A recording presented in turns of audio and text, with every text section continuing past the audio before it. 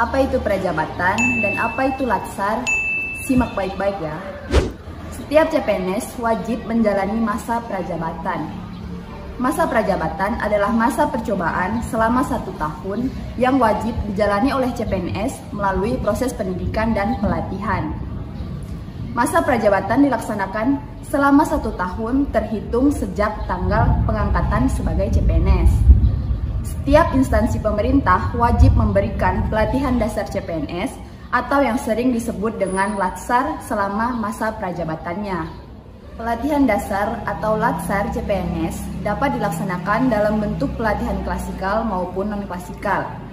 CPNS dalam mengikuti pelatihan dasar atau latsar hanya memiliki kesempatan sebanyak 1 kali, ingat 1 kali saja.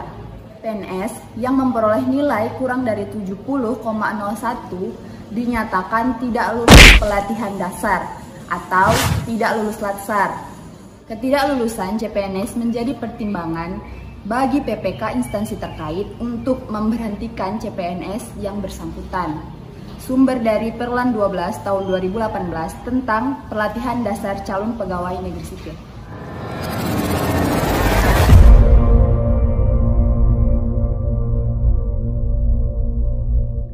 Perkenalkan, nama saya Dinda Jati Utami, asal dari Ternate, angkatan 2018, penempatan di Rumah Tahanan Negara kelas 2B Swasio, Kanwil, Maluku Utara. Perkenalkan, nama saya Nuraila Meriska Pangare, biasa disapa Ella, asal Ternate, angkatan 2018, penempatan Rumah Tahanan Negara kelas 2B Swasio, Kanwil, Maluku Utara. Jadi, kali ini kita akan sharing pengalaman saat kita latsar kemarin, atau biasa lebih dikenal dengan istilah prajabatan. Kita mulai aktif bekerja pada bulan Februari 2019. Jadi pemanggilan latsarnya pada bulan Agustus 2019 dan dilaksanakan pada bulan September 2019 di Balai Diklat Kumham Sulut bekerjasama dengan BPSDMD Provinsi Sulawesi Utara. Waktu itu kita latsar sekitar total 55 hari, di mana 21 harinya itu on campus dan sisanya off campus, kembali ke OPT masing-masing untuk melaksanakan aktualisasi. Jadi kelengkapan pas latsar kemarin yang harus disiapkan itu adalah 2, yang terdiri dari dokumen dan kelengkapan lainnya. Dokumen itu sendiri terbagi dari SK CPNS, yang kedua surat bebas tugas, yang ketiga lembar konfirmasi, yang keempat surat keterangan sehat, dan yang terakhir adalah boarding pass dan tiket pesawat serta nota pembeliannya. Jadi kelengkapan lainnya itu meliputi pakaian yang harus dibawa itu sudah di-list di surat pemanggilan. Kemarin pas kita latsar itu pakaian yang harus dibawa misalnya kemeja putih, celana atau rok hitam, dasi hitam, atribut kopri lengkap, topi, rim, dan pin kopri, batik kopri, batik bebas, baju olahraga. Terus di sana juga kami mendapat baju olahraga dan sepatu olahraga dari Balai Diklat. Selain itu, kita juga waktu itu diwajibkan membawa tumbler air minum sama handuk putih buat saat olahraga. Jadi selama kita on campus 21 hari itu, di sana kita bangun sekitar pukul 4:30 untuk persiapan ibadah. Kemudian pada pukul 6 dilanjutkan dengan olahraga pagi sampai sekitar jam 7. Habis itu kembali ke barak untuk siap-siap sarapan. Sarapan pagi. Dilanjutkan dengan apel pagi. Setelah itu kita masuk ke kelas masing-masing. Itu ada coffee break, ya kan? Ada coffee break, kemudian dilanjutkan dengan materi lagi sampai waktu zuhur, makan siang zuhur atau makan siang. Jadi nanti diberi kebebasan untuk makan atau sholat dulu gitu bagi yang muslim. Setelah itu dilanjutkan lagi dengan materi. Sampai sekitar pukul jam 4 coffee break lagi. Terus materi lagi sampai maghrib.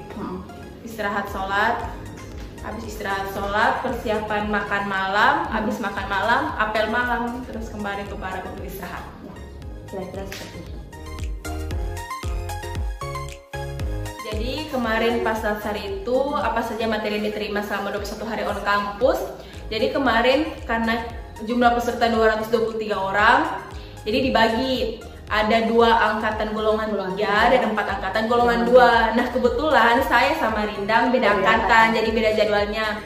Nah untuk pembagian angkatannya itu random, jadi kebetulan kemarin saya sama Rindang beda angkatan.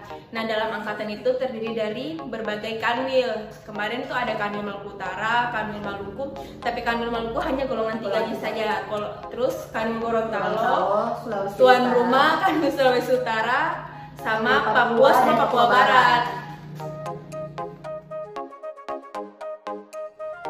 Jadi materinya diberi oleh Wideiswara dari BPSDMD Provinsi Sulut. Terus jadwalnya tuh beda-beda. Materi yang kita dapat itu materi tentang aneka. Apa itu aneka? Pertama A, akuntabilitas, N, nasionalisme, E, etika publik, K, komitmen mutu, dan A terakhir adalah anti korupsi. Bukan hanya aneka yang kami dapat di sana, materinya juga ada materi dinamika kelompok, bela negara, materi bela negara, terus kesamaptaan, PBB, seru pokoknya. Ya, jadi selama kita on campus selama 21 hari itu kita mempersiapkan rancangan aktualisasi. Rancangan aktualisasi itu apa? Yaitu adalah rancangan yang berasal dari isu yang ada di UPT kita masing-masing, dan itu nanti akan kita aktualisasikan di off campus, masa off campus. Nah, dalam penyusunan rancangan aktualisasi itu setiap masing-masing peserta latsar dikasih satu coach dan satu mentor. Nah, siapa itu coach? Coach itu Wideiswara yang berasal dari BPSDMD Provinsi Sulut. Tugas coach sendiri berfungsi untuk membantu menyusun rancangan aktualisasi, membantu menyusun isunya. Nah, kalau mentor itu atasan kita yang berada di UPT, misalnya Kasubsi atau bahkan atasan langsung ke UPT-nya. Nah, untuk kemarin saya sendiri mendapat pengalaman mendapat mentor Kasubsi pelayanan tahanan. Kalau Rindang juga sama. Nah, fungsi mentor ini sendiri untuk membantu kita memilih isu mana yang harus kita selesaikan terlebih dahulu di UPT selama masa off campus. Nah, jadi kan mentor sudah membantu kita untuk memilih isu mana yang harus kita selesaikan terlebih dahulu di UPT. Nah, coach juga masih berfungsi sebagai konsul. Kita harus konsul tiap masing-masing coach sih. Kalau kemarin coach saya minta minimal konsul tuh seminggu 2 kali. Nah, konsulnya itu karena kita jauh, konsulnya tuh via email dan WhatsApp. Kalau teman-teman dari Kanwil Sulut karena dekat, jadi konsulnya langsung datang ke BPSDMD. Ya. Nah, jadi fungsinya konsul ke coach itu walaupun isunya sudah terpilih oleh mentor itu lebih ke penyusunan laporannya. Jadi penyusunan bentuk laporannya. Jadi penyusunan laporannya itu harus disesuaikan dengan BPSDMD di mana kita mengikuti latsar. Jadi kemarin formatnya itu harus mengikuti format dari BPSDMD Provinsi Sulut. Ya. Berbeda dengan yang tahun 2017 kemarin karena mereka latsarnya di UPT di kanwil masing-masing. Iya. Jadi mereka formatnya juga berbeda. Mengikuti ya, arahan dari coach masing-masing. Ya, jadi judul dari rancangan aktualisasi saya waktu itu adalah optimalisasi alur layanan kunjungan di rumah tangga negara kelas 2 desa. Ya, jadi kenapa saya memilih isu tersebut untuk saya angkat? Ya karena di UPT kami itu alur kunjungannya belum sesuai,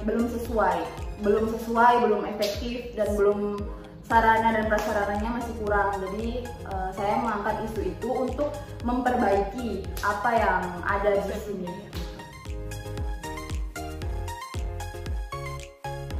Jadi seminar rancangan aktualisasinya itu dilakukan di hari terakhir yang on campus, kita on campus.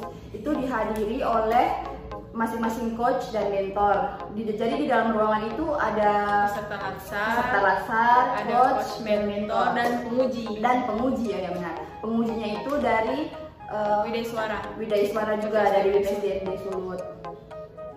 Jadi dalam presentasi rancangan aktualisasinya itu saya bersama teman saya yang satu coach dan satu mentor di UPT itu masuk secara bersamaan di dalam ruangan, kemudian melakukan presentasi secara bergantian. Nah, begitu saja sih.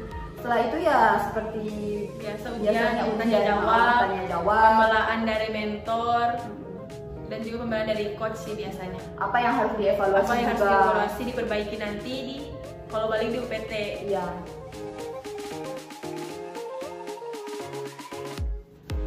Jadi setelah seminar rancangan aktualisasi tersebut kan langsung balik UPT masing-masing. Balik UPT masing-masing tuh sisa waktu dari on campus sekitar 29 hari.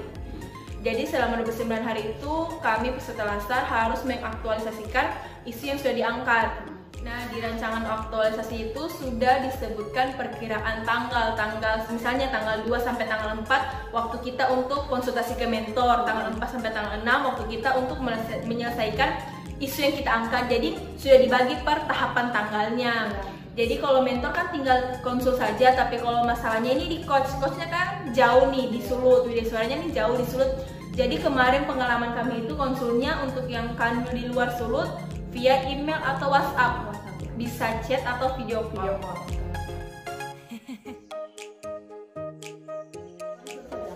Nah, setelah aktualisasi selesai nih off kampus nih, balik tuh ke Sulut buat seminar akhir aktualisasi. Nah, untuk seminar akhir aktualisasi ini sudah berbeda dengan masa 21 hari kemarin selama on kampus. Kalau misalnya kemarin bangun pagi, tidur malam, apel gitu, lari kan. Kalau masa seminar balik seminar ini udah berbeda karena semuanya sudah sibuk dengan rancangan aktualisasinya, penyusunan laporan akhirnya. Jadi yang penting konsul ke coach dan mentor untuk mempersiapkan diri di hari H untuk seminar aktualisasi. Hari H seminar aktualisasi itu nggak jauh berbeda dengan seminar rancangan aktualisasi kemarin. Jadi sama, dalam ruangan itu ada peserta pasti, coach dan mentor, serta penguji. Nah, kemarin kalau pengalaman saya sama kayak pengalaman Rinda 4 rancangan aktualisasi, jadi masuk naik ujiannya tuh 2 orang sekaligus. Jadi presentasinya gantian, terus soal dari penguji atau penilaian dari pengujinya satu gitu, jadi jalan seiringan 2 orang. Jadi untuk deg-degannya udah nggak sama dengan rancangan aktualisasi. Kenapa? Karena kalau rancangan aktualisasi kan masih belum lagi penguji mau ya atau tidak nih. Biasanya isu ada teman-teman yang disetujui atau disuruh ganti. Ada yang isunya A nih, tiba-tiba pengujinya tahu isu B dan C, maunya isu B aja yang diangkat. Nah, kalau seminar akhir kan tinggal ujian aja. Nah, jadi setelah ujian, setelah tanya jawab, selesai nih dokumentasi, foto-foto, fix, selesai nih kan. Berjuang 20% nih, jadi sekitar tahap pembukuan. Nah, pembukuannya ini 4 rangkap. Jadi diberikan di BPSDMD Sulut sebagai arsip.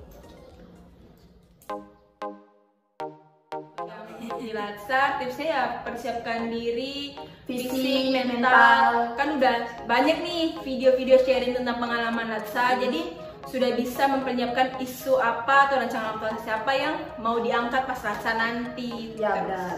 Jadi sebelum berangkat Latsar kita udah tahu nih, udah ada persiapan. Fisik juga hal paling penting sih, soalnya di sana juga masih ada tes kesemapkaan dari balai diklatnya. Oke, sekian pengalaman dari kami. Semoga dapat bermanfaat bagi teman-teman semua. Semangat buat Latsarnya nanti. Jangan lupa subscribe channel Mas Absor. Dah.